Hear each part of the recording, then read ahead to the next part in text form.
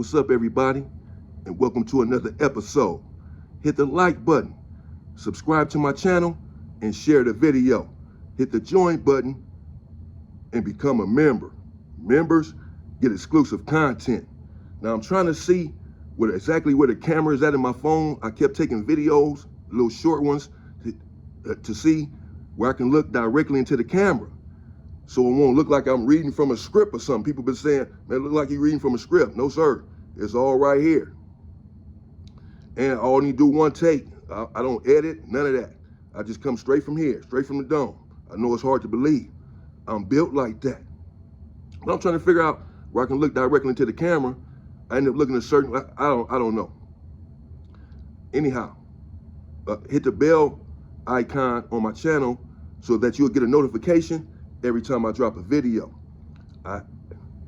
I reached 10,000 subscribers yesterday. Now I'm past that, but I reached 10,000 yesterday. I felt good. I know some channel, and I want to thank everyone. I'm humble, and I appreciate everyone's support. Once again, everyone who has subscribed to my channel, thank you. And I hope to soon justify your faith in me. I know some other channels in the same genre have 300,000 subscribers, 500,000. A few have 50,000. Like Dubs got 50,000. My guy Dubs, check out his channel, Dubs. He's been helping me with my thumbnails, as I said. Appreciate you, brother.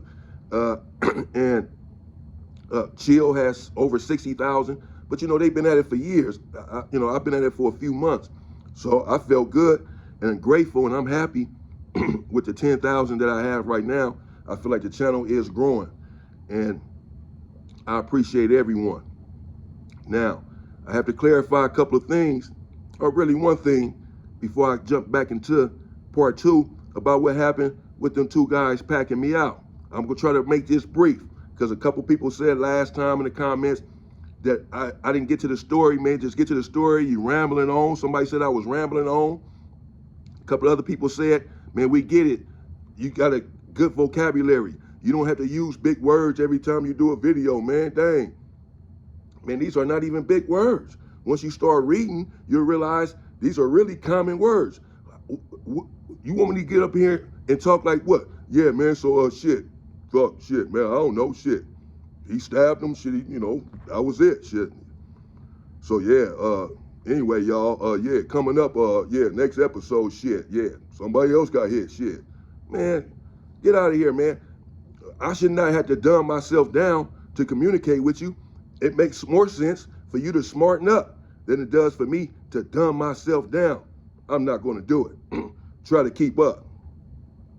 I have to clarify something regarding the video that I did with the Norteños and the Hoovers, the war between the two. I clarified this a couple of videos later with the Danny Masterson video, but not too many people have watched that, so let me clarify it again.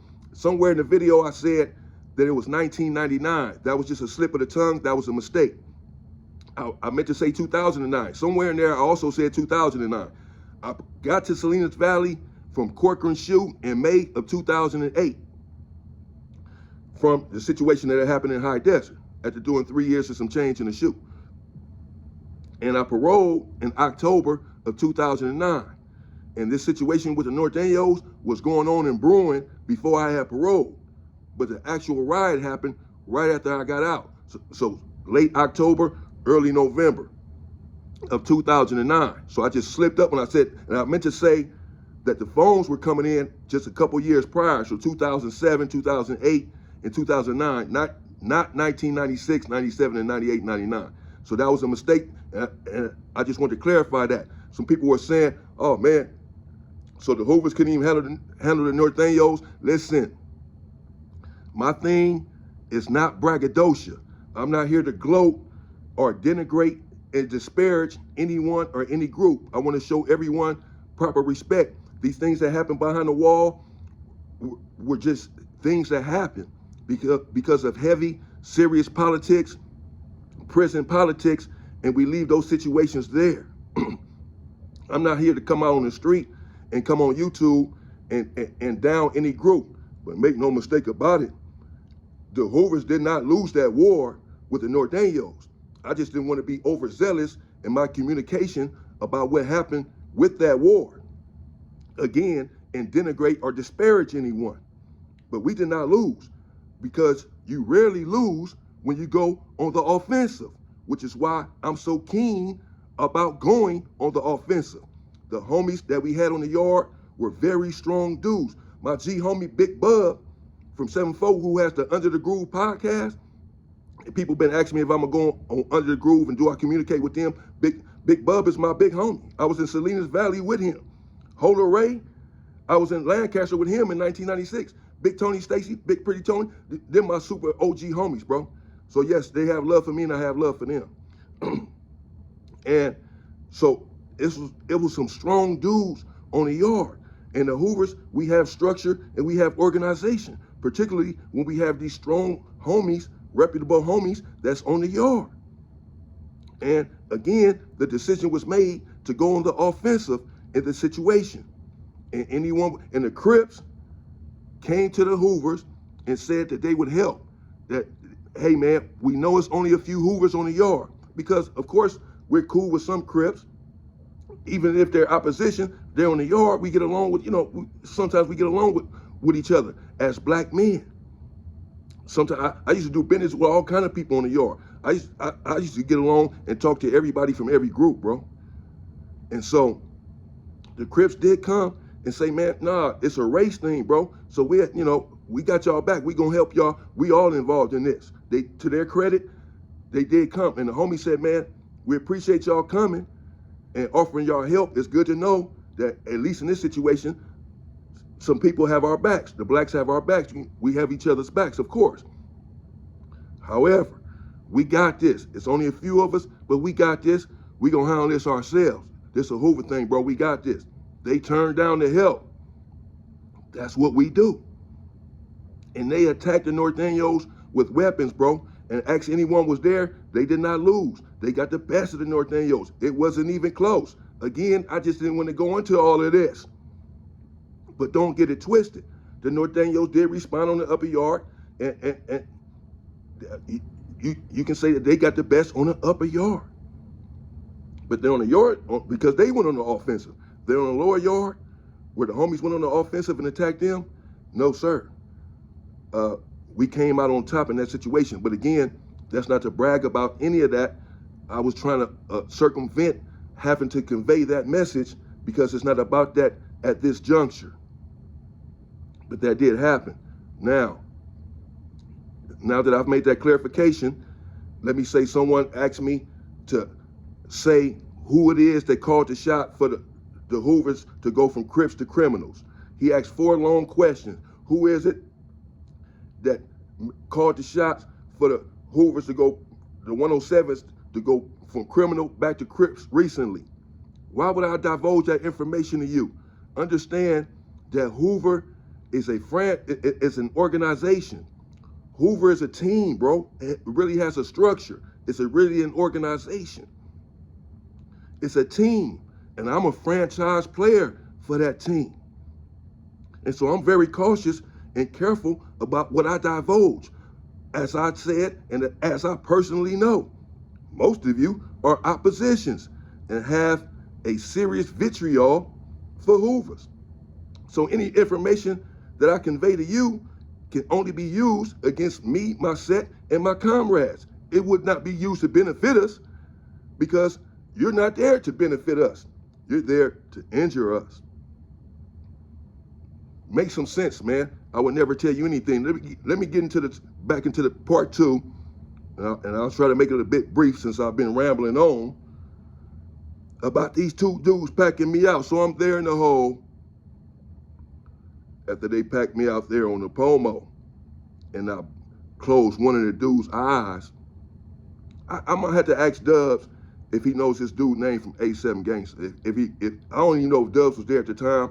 I don't know if Dubs was there the first time I got packed out. I don't remember like the sequence. I know this pack out happened after the first one. Like, I don't know if the fight when me and Dubs happened before these 2 pack outs or after that. I don't remember that.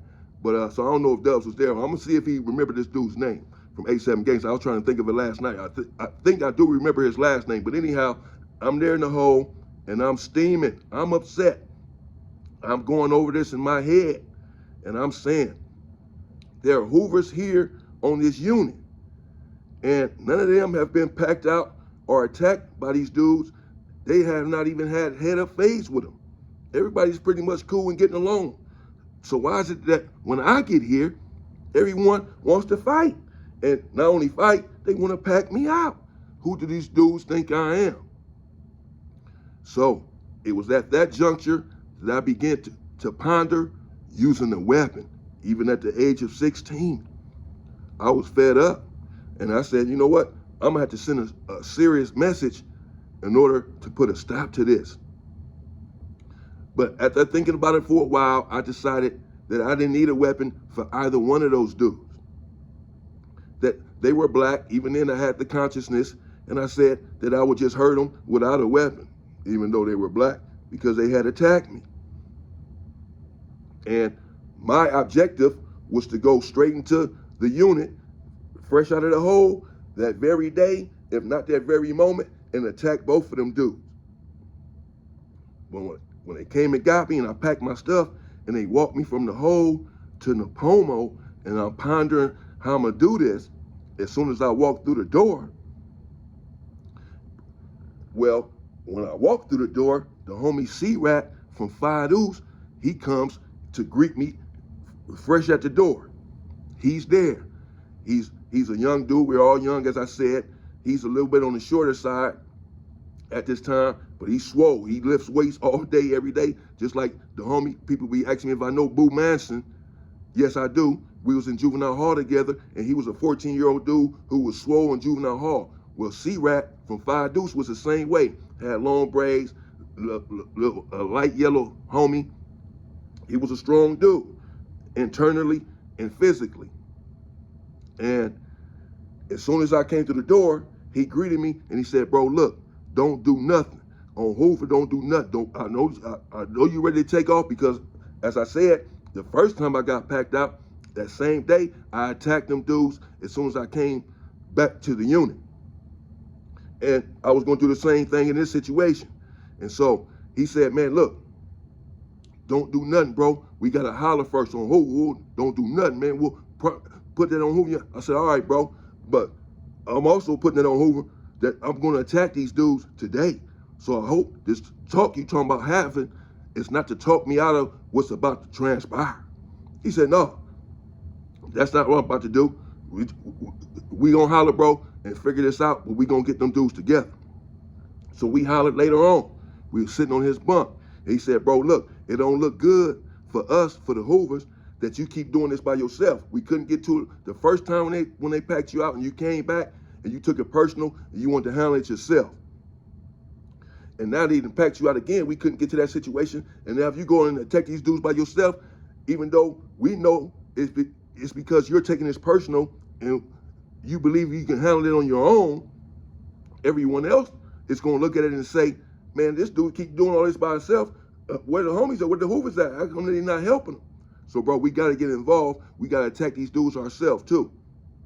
So I'm like, all right, bro. You know what I'm saying? So he said, man, look, I'm going to get one and you get one. Somebody else that pulled up, I don't know this dude's name either. I believe he was from 11 Trade Block, tall, skinny dude with like some little fake Jerry curl.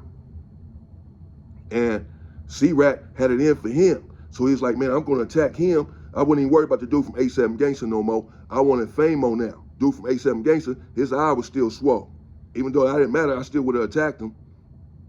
But I was still on Famo since he was trying to creep up behind me and got involved. And so we came out to wreck later on that day. Famo was over there playing basketball.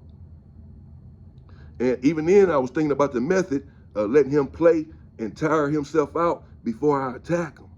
Even then, I was thinking along those lines, back in those days at the age of 16. But then again, I decided it wasn't necessary to have him tire himself out, because I can take him no matter what. So the dude from Block, he was inside in the day room. You can sit in the day room playing, play dominoes at the table, or you can be out there on the rec yard. So Fame was right here, and the other dude was inside. I was hoping they was gonna be together, so me and the homie could attack them together. I didn't want us to be separated in case something goes wrong. But that ended up being a situation because Famo's out here playing basketball and the other dude's in there, and I ain't about to wait until the next day or all this, until they're together. It's about to happen right now. So the homie C-Rat said, we both was on the rec yard. He said, man, look, I'm going to go in here and take off on this dude, bro. He in here sitting down.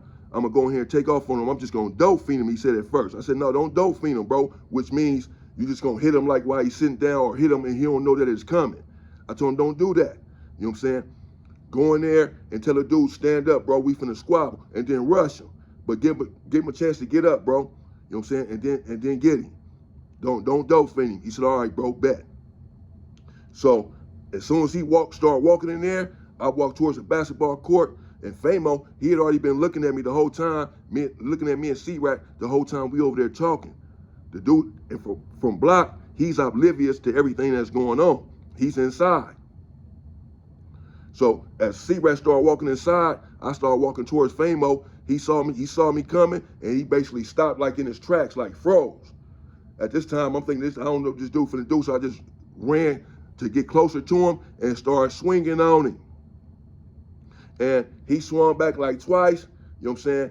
And then he basically like tried to get down, you know what I'm saying? Like get down, like, you know, how the police come and start spraying or whatever. He basically like tried to say the fight was over. But it ain't over. I only swung on you a few times. You only swung back a couple times, man. Nah, we got to keep going. So he had basically like tried to sit down, and I grabbed him by like he has some little fake hair. I grabbed him and socked him one more time and told him, get back up, bro. We got to keep squabbling. But now the police coming. So I couldn't even really get him no more. And that was the end of it. I went back to the hole and came back to the unit. C-Rat went to the hole and came back to the unit. And everything was cool after that, bro. Until my next incident with a dude from the Bay Area. In this incident, I didn't get packed out, though. And I'll bring you that situation soon. But next, I'm probably going to have to get into Tiny, Goofy, and Porky. But again, it's a sensitive situation. It's going to upset some people, particularly the opposition, because these dudes was causing the opposition so much havoc. So was Fat Chops. So was Baby Groove Mac.